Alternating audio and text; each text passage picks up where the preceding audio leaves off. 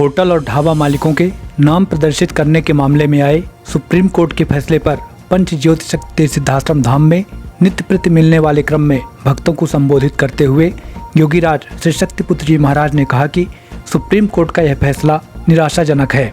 क्या हिंदुओं को अपने ही देश में शुद्ध भोजन प्राप्त करने का अधिकार नहीं है?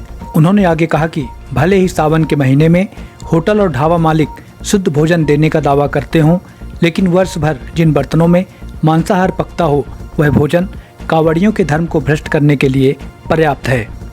इसके साथ ही श्री शक्तिपुत्र जी महाराज ने सभी हिंदू दुकानदारों को अपने दुकानों के आगे सनातनी हिंदू लिखने को कहा।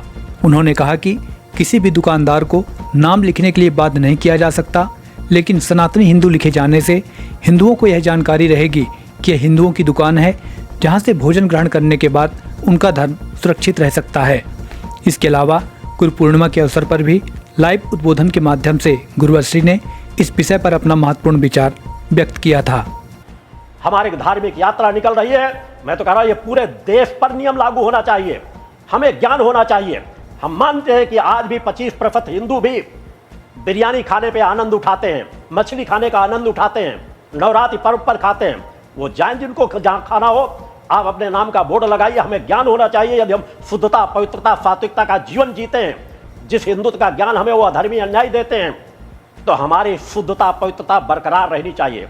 हमें ज्ञान होना चाहिए कि जिस होटल पे हम जा रहे हैं उस होटल में काम करने वाले कर्मचारी मांस खाने वाले हैं या मांस परोसने वाले हैं, उनके बर्तनों पर क्या मांस पकाया जाता है या नहीं पकाया जाता, इसका ज्ञान हिंदुस्तान के लोगों को लेना आवश्यक है। इस दिशा में सरकार को कठोरता से कार्य करना चाहिए। किसी दबाव में नहीं आना चाहिए।